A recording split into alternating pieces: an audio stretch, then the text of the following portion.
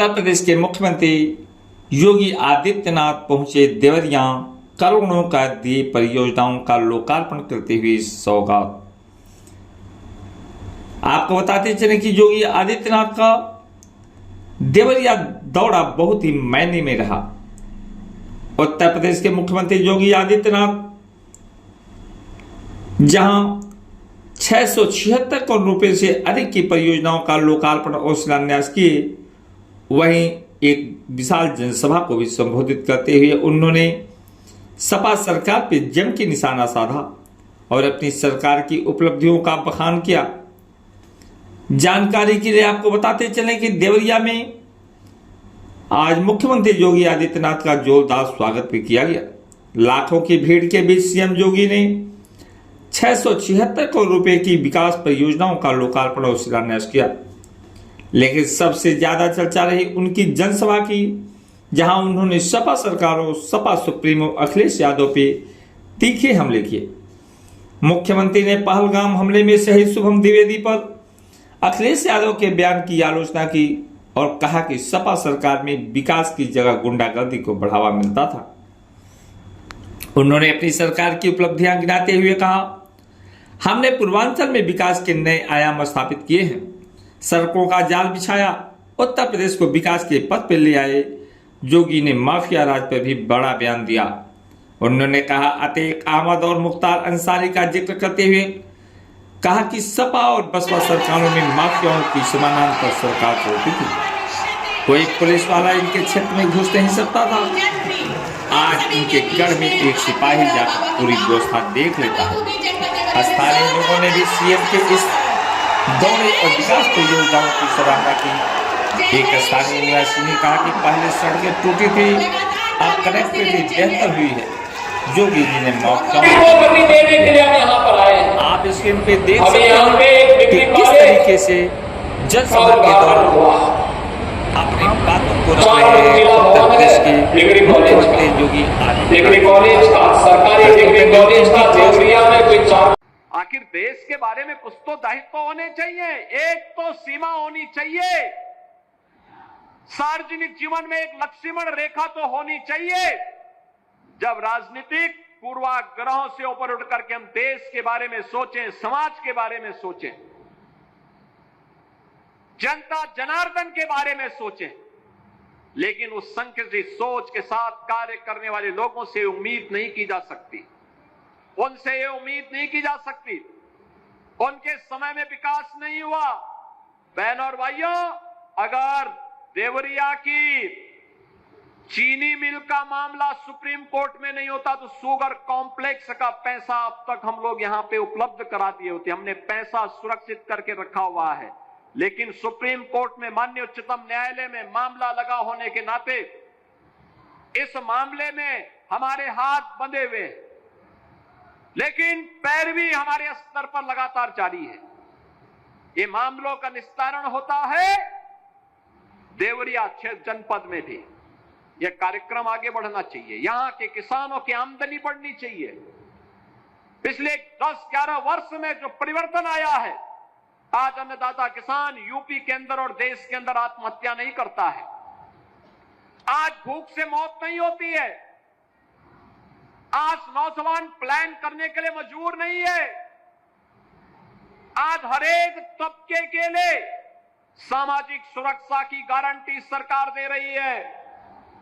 सरकार उसके साथ में, युवा के साथ में है, महिलाओं के साथ में है, बेटी और व्यापारी की सुरक्षा के लिए प्रतिबद्ध है और हर दंगाई, हर माफिया को उसी की भाषा में जवाब देकर के उसके सीने पर चढ़ करके जवाब देने के लिए तत्पर भी सरकार है।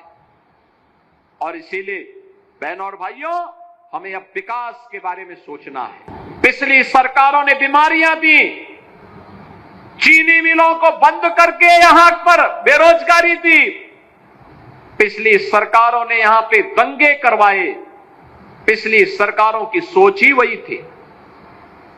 आपने देखा होगा भी,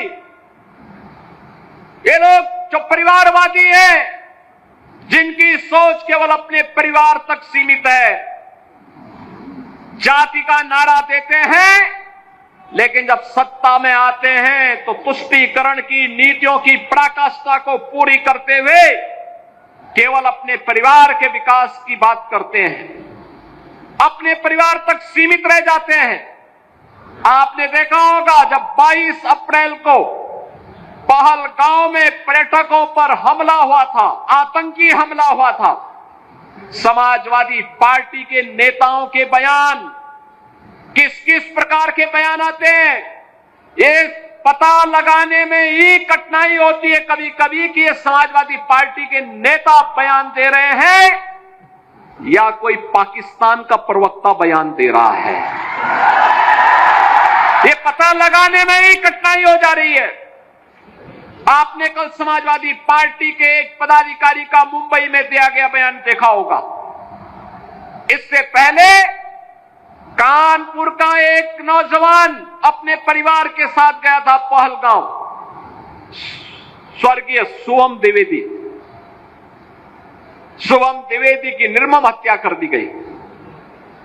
जब पत्रकारों ने समाजवादी पार्टी के अध्यक्ष से पूछा कि आप समाजवादी पार्टी आप वहां क्यों नहीं गए, तो उन्होंने कहा कि हमारी पार्टी का थोड़े था।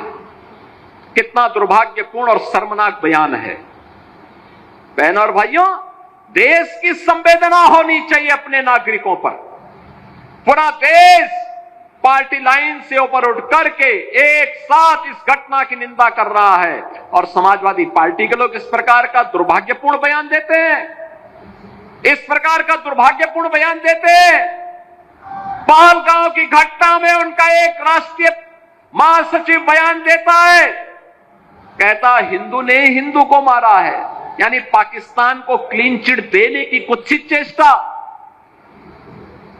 उनका एक सांसद उससे भी घटिया स्तर का बयान देता है।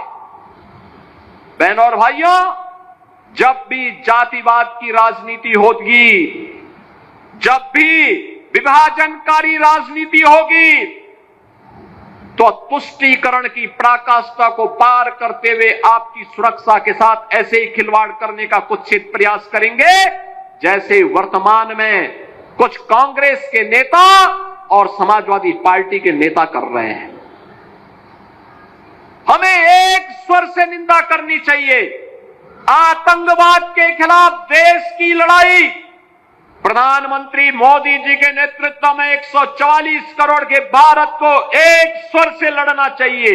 एक स्वर से प्रधानमंत्री मोदी जी के नेतृत्व में आतंकवाद का नेस्तनाबूद करने के संकल्प के साथ आगे बढ़ना चाहिए।